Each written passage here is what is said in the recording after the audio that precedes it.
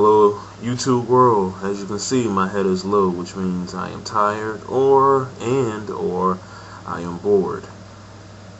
I would like to take the latter in that. I am bored. It's like 2 a.m. nothing to do. So I just thought I'd make, grace my presence on the YouTube front tonight and just give my thoughts on a couple of things, because I've been away for like a week or so, and the effects of the overdose of GTA 4 have kind of slowed down. I haven't played it as much as I did last week, but it'll probably start back up soon. But first of all, let's just get this video started with. This video has really much no main topic. Just gonna throw a bunch of BS out there for you. First thing I'll start off with, there's a link over there. There's a couple of links. First link is a video, a guy I'm subscribed to, Legend Killer 687. He made this sick Orton video today, and I've pretty much been marking out the whole time for it, so check that out over there. Speaking of making videos, if you don't know, I make videos. There's a link over there for that. I'm going to be doing a new project soon, so just keep a lookout for that. But let's move on to the wrestling part. People want to know my thoughts on TNA Sacrifice, which was this past Sunday. Honestly, wasn't my type of pay-per-view. I did find some enjoyment of it, but overall, this looks like something I could watch on free TV. The tag tournament just didn't turn out like I thought it would. And the reason I say that, from the first match that I watched, I'm like, this is it feels like an Impact. It didn't have that pay-per-view feel. It's not only because they were in the Impact zone. That has nothing to do with it. It's just the fact that when I was watching, it was just like, I couldn't see myself spending $30 for this at all. It was like just there. The matches were pretty bland. I did enjoy Terradome. I'm not giving a star rating. I did enjoy it. That match, the purpose of that match, it was nothing. That match wasn't destined to be anything, and everybody out there knows that. So, like I said, it wasn't meant to be anything more than a spot fest, and that's what we got, and I enjoyed it. The main event was solid. Scott Steiner didn't break as fast as I thought he would. He actually didn't break at all. He stayed pretty much. He was pretty much in the match the whole night. It's nice to see Kaz in the main event because Angle was injured, and that sucks. But you gotta do what you gotta do. Kaz in the main event, that was good. Like I said, it was a decent main event, decent pay-per-view. I hated Booker T's heel turn. Like I said, Booker T is very complacent in TNA, and I don't know, I'm just not feeling it at all. I was gonna watch this pay-per-view over again, but I couldn't see myself sitting through this. I wanted to watch it again so I could review it, but I just couldn't see myself sitting through the pay-per-view. Like I said, it wasn't bad, but it's just nothing I could, I really couldn't talk about it. Like, I go to work and they say, "Did you watch the pay-per-view?" I usually tell them how I enjoyed this, how I enjoyed that. This time I was just like, yeah, I watched the pay-per-view, and that's it. Didn't mention anything about it because it wasn't my type of pay-per-view. With that said, next month in June, whatever it is, I don't know the date, some Sunday, that's all I know. Slammiversary. Right now, my outlook right now is that I'm going to order Slammiversary, mainly because Kingdom Mountain match should be good.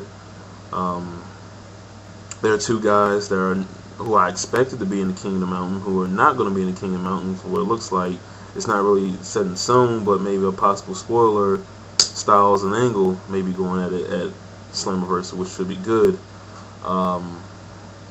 Which means you're going to have more talent. By the way, there's going to be 8 people in the Slammiversary match. Well, not the Slam, but the Kingdom Mountain match this year.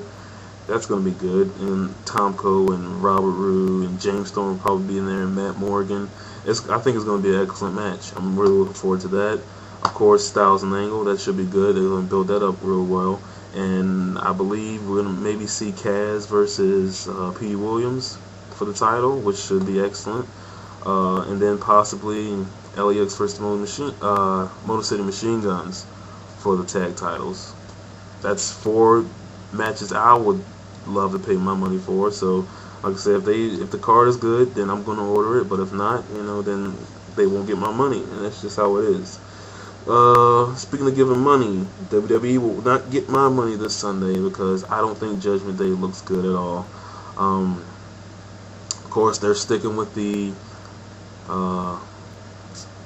Triple H and Orton feud, which I'm getting sick of. I say pretty much just end this right here and move on to other things. Move Triple H into another feud. Orton, he's asking for time off. I think WWE, you're stupid, especially with this type of guy, to not give him time off. I would give him time off, let him be off until, I would say, maybe like the beginning of August, or like if you have like a draft in like June or so, draft him to SmackDown, so he can, because he really has nothing to do on Raw. He's pretty much feud with everybody: Hardy, Cena, Triple H, Jericho, Michaels. There's no one else to do, and they just need to move him to SmackDown. He has to start some fresh feuds. But I think there's too many heels on SmackDown, but of course they can change that up.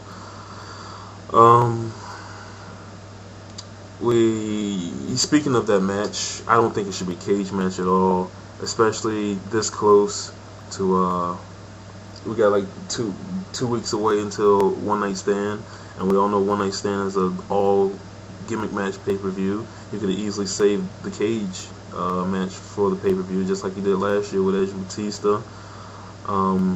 But like I said, what's done is done, and we'll see what happens till then. Speaking of One Night Stand, that brings me to the WWE Tag Team Championship match. Miz and Morrison versus Kane and CM Punk, which makes zero sense why would they have this up here, but what are you gonna do?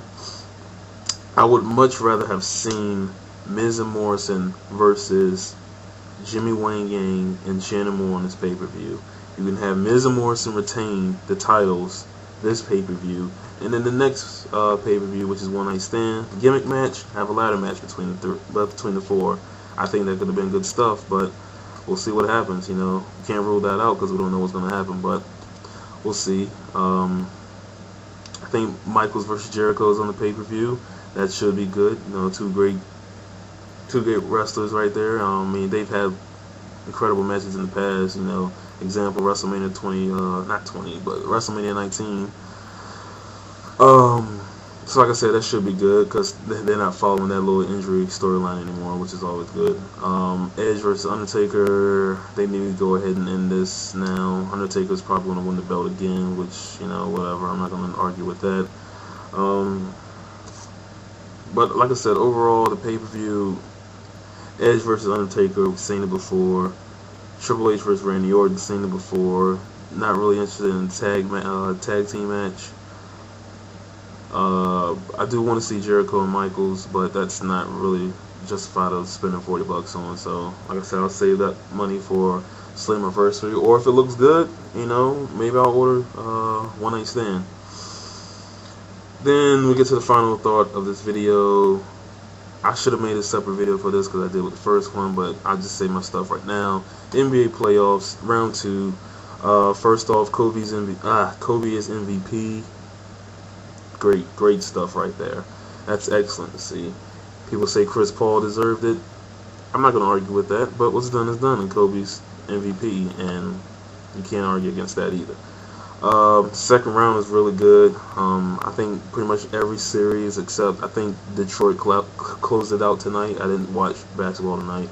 I think they closed it out tonight. All the other series are 2-2. I'm not sure when the Hornets and Spurs game tonight, but hopefully it was the Hornets, and they'll probably be up 3-2. Like I said, it's been pretty good the second round. Like I said, Detroit's pretty much in there. Boston and Cleveland, it looks like it's going 7 games because the Boston versus Cleveland. The Celtics, they can't win on the road at all. They can play at home easily, but they can't win on the road. So I say this is going 7 games. I'm just going to throw the dark horse out there and say Cleveland beats them. I hope they do. Nothing against the Celtics, but whatever. Of course, I'm going with the Lakers to beat whoever they're playing. I think the Jazz. Yeah, they're playing the Jazz to beat them. And then, if we see Lakers versus Hornets, that's going to be an excellent series. So we'll see what happens then. Until then, I will be back Sunday, probably Sunday night, to do my Judgment Day review. Stress free. I don't care what WWE does. If they take down my video, then I will be suspended, and you guys will just have to find me in my new account. Until then, I will see you guys later.